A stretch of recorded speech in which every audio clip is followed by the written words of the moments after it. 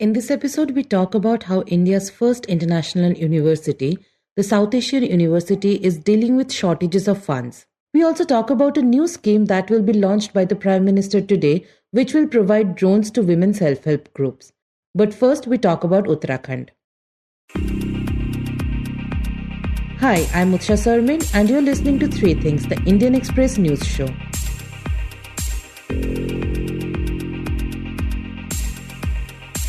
After enduring 17 days without sunlight or fresh air, the 41 workers in Uttarakhand finally saw the light at the end of the tunnel on Tuesday night. As many of you may recall, on the 12th of November, a section of the under-construction Silkiara Barcode tunnel collapsed, trapping 41 workers inside. Here, one of the workers recounts their initial experience after getting trapped. हमें वहाँ पे सिर्फ 24 घंटे ही दिक्कत हुए, जिसमें कि खाने को, हवा। उसके बाद हमारी कंपनी ने मेरे को पाइप के द्वारा खाने के लिए काजू, किशमिश, मूढ़ी जो भी हुआ वो भेजे, और मेहनत करने के बाद 10 दिन के बाद हमें फिर दाल, चावल, रोटी की खाने का मिला। Over the past few days, various methods were employed in an attempt to rescue the workers. However, the rescue operation faced continuous setbacks, and finally the rescuers had to resort to rat hole mining. Now, after finally being rescued from the tunnel, the workers were taken to a local community health center for medical checkup. To know more about the matter, we speak to the Indian Express's Avaneesh Mishra in this segment. So, Avaneesh, you were present when the workers were finally rescued from the collapsed tunnel. So tell us, what was the scene like at the spot? Yeah, it was a very long operation that went on a very massive scale, and there were several ups and downs, and in the initial days and even in the later part of the rescue operation, there were days even we and the family members and everyone felt like they were very close to a breakthrough. However, some kind of hurdle came and the success of this entire operation was delayed. But when finally those people came out, it was a moment of joy. Everybody was clapping, they were chanting, there was slogans of Bharat Mata Ki Jai. I mean, they were just happy because all the hard work and all the attempts and everything kind of paid off. Right, and you mentioned that the scale of this operation was massive. Could you elaborate on that and describe what all it involved?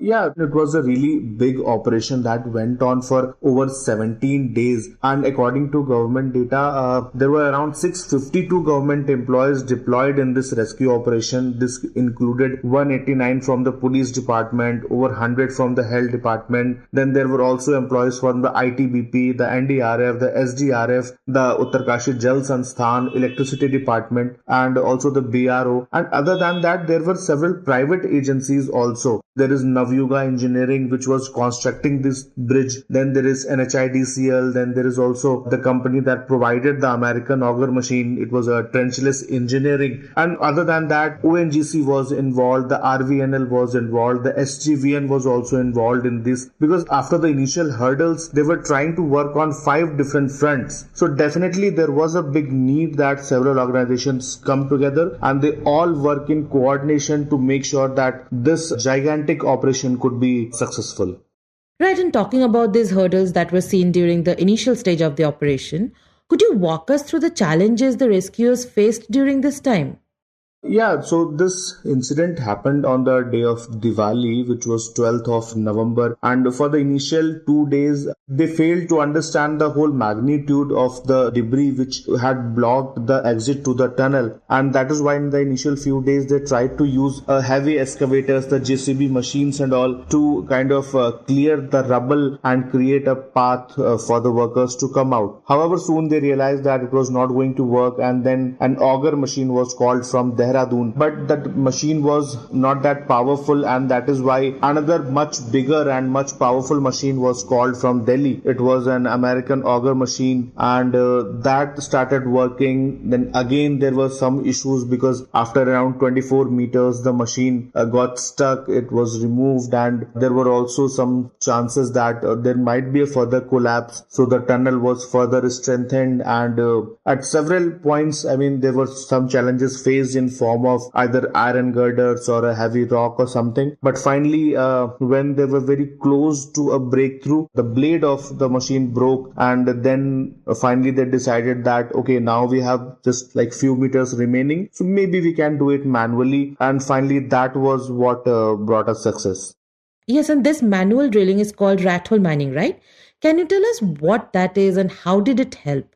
So it's a very simple practice. I mean, when the machines were working, they are not able to kind of understand what's in front of it. So in case there is a big rock or there is an iron girder, so there is a high possibility that it will kind of damage the blades or like kind of merge with it, breaking the machine parts. So when they realized that there were some obstacles in front of the machine and it was constantly causing problems by either breaking the machine or in any other way, they thought that okay, maybe we can do it manually.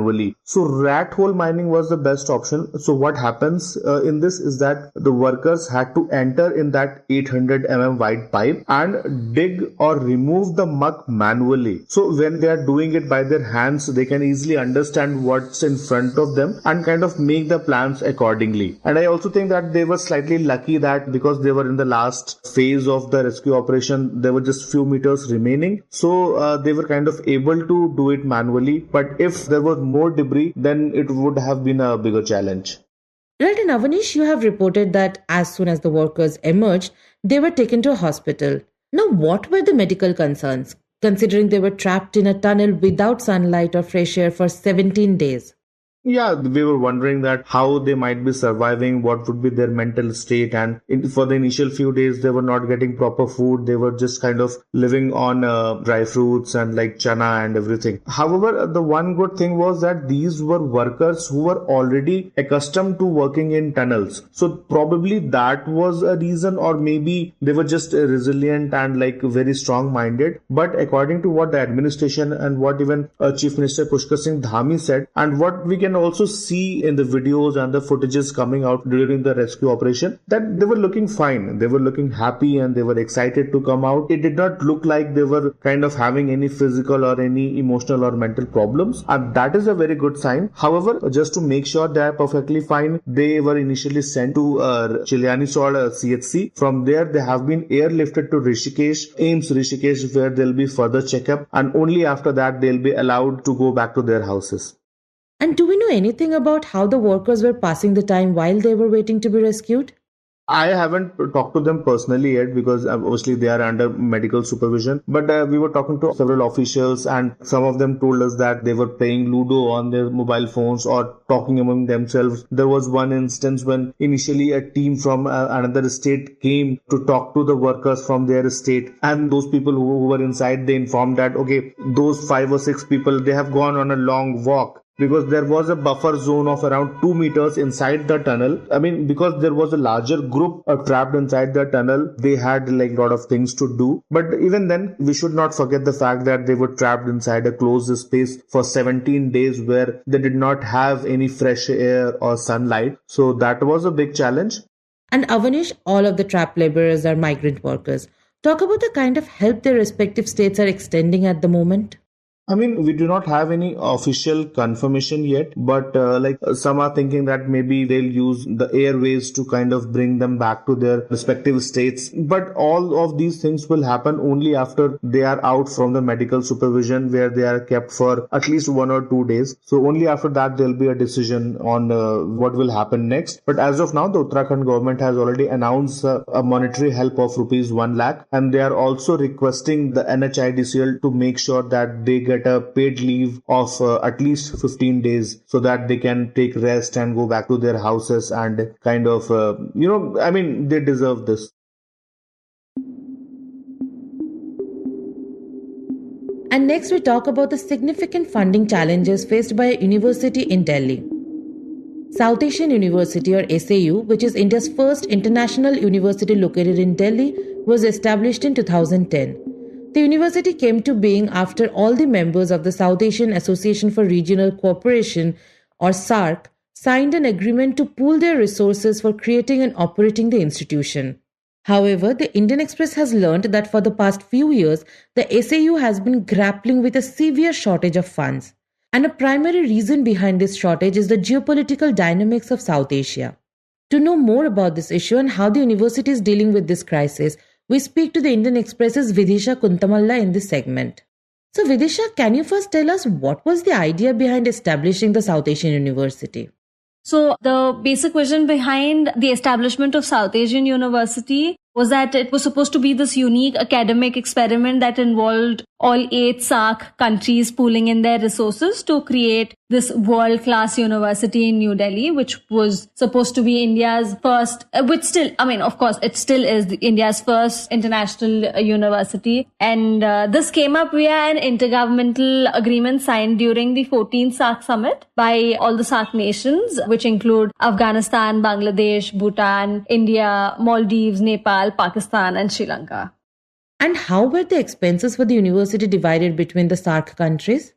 So as per the agreement, India was to bear the entire expenses of building the permanent campus of South Asian University in New Delhi, with the member countries, including India, sharing the recurring costs for running the institution. India was to bear 57.49% of the operational costs. After that was Pakistan, which was supposed to contribute about 12.9%. Bangladesh at 8.20%. Sri Lanka and Nepal at 4.9% each. And Afghanistan, Bhutan and Maldives were each to foot 3.83% of the bill. So these were the percentages at which each country was supposed to contribute towards the operational costs to keep the university running.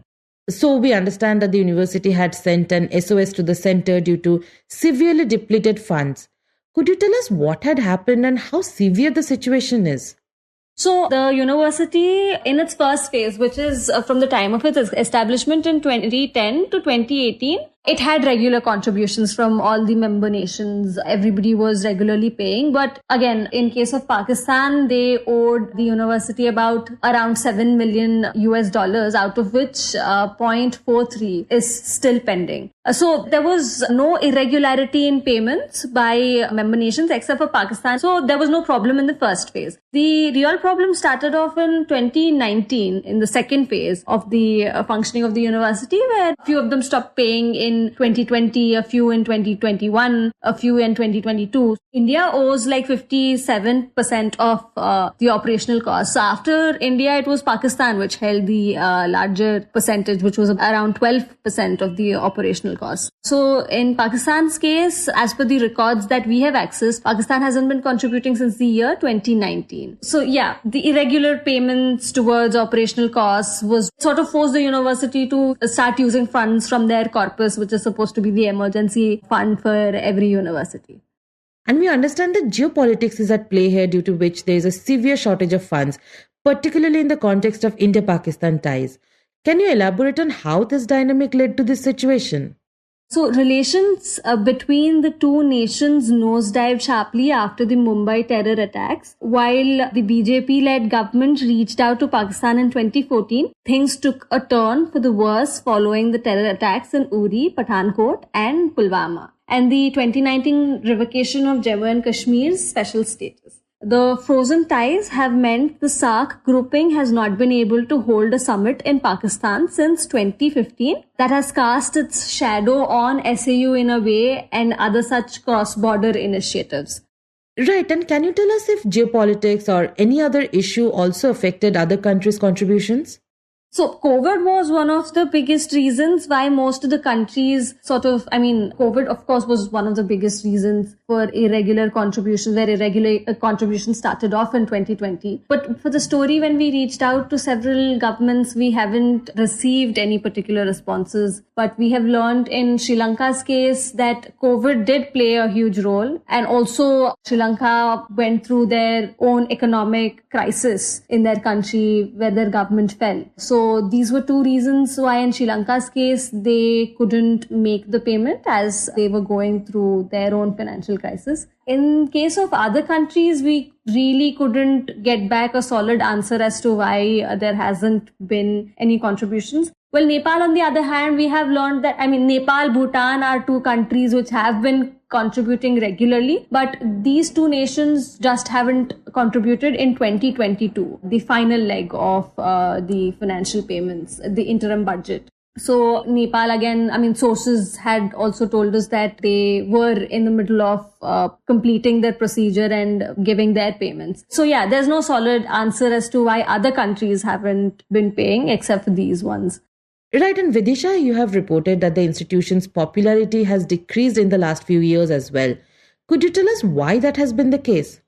So the university obviously had been losing popularity amongst the South Asian nation student population. So the number of foreign students who have been, this is, again, we don't have solid numbers for how drastically this has fallen down. But while we were doing the story, we have learned from several sources that the population of international students has fallen down. Like, we've taken a look at the merit lists for 2023 admissions that these guys have put out. And most of them in their master's course on the merit list are Indians, very few from Bangladesh or Nepal. So basically the popularity amongst South Asian country students has fallen down a little bit. And also not only because of its financial status, but also there has been recent controversies about, stipend issues. The amount of stipend money being paid to students has fallen down. And there was suspension of faculty members as well. So there were recurring issues which contributed towards the fall of the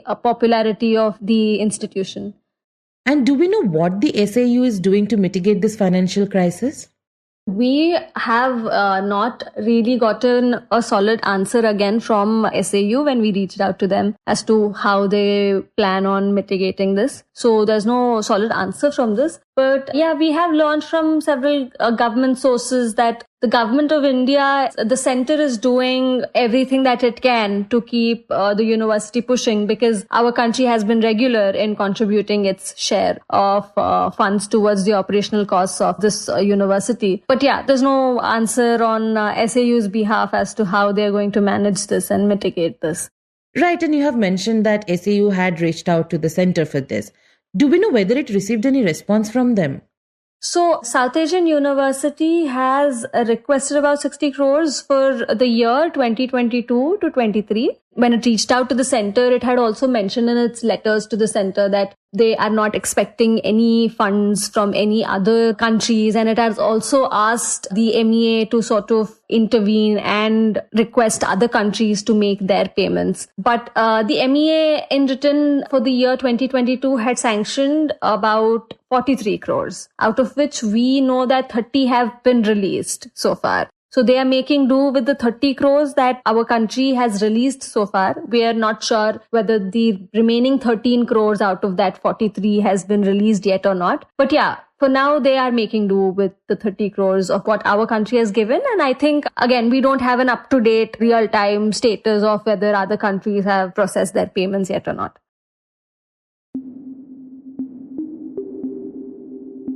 And in the end, we talk about a scheme for women self-help groups. Yesterday, the Prime Minister's office said that Prime Minister Narendra Modi will interact with the beneficiaries of the Viksit Bharat Sankalp Yatra and also launch Pradhan Mantri Mahila Kisan Drone Kendra today to provide drones to women self-help groups. The statement said, quote, Viksit Bharat Sankalp Yatra is being undertaken across the country with the aim to attain saturation of flagship schemes of the government through ensuring that the benefits of these schemes reach all targeted beneficiaries in a time-bound manner, unquote. The statement further said that ensuring women-led development has always been the key focus of Prime Minister Modi. It also said that technology can be used by women for livelihood assistance, adding that the initiative will encourage the use of technology in agriculture. As per the scheme, women self-help groups will be provided with 15,000 drones in the next 3 years, and the women will be given training to fly and use drones. The Prime Minister will also launch the program to increase the number of Jan Aushadhi Kendras in the country from 10,000 to 25,000. The PMO's office said, quote, making healthcare affordable and easily accessible has been the cornerstone of the Prime Minister's vision for a healthy India. One of the major initiatives in this direction has been the establishment of Jan Aushadhi Kendra to make medicines available at affordable prices. During the program, the Prime Minister will dedicate the landmark 10,000 Jan Aushadhi Kendra at AIIMS Deoghar, unquote. You were listening to Three Things by the Indian Express. Today's show was edited and mixed by Suresh Pawar. It was written and produced by me, Utsa, Sarmin, and Shashank Bhargava. If you like the show, then do subscribe to us wherever you get your podcasts.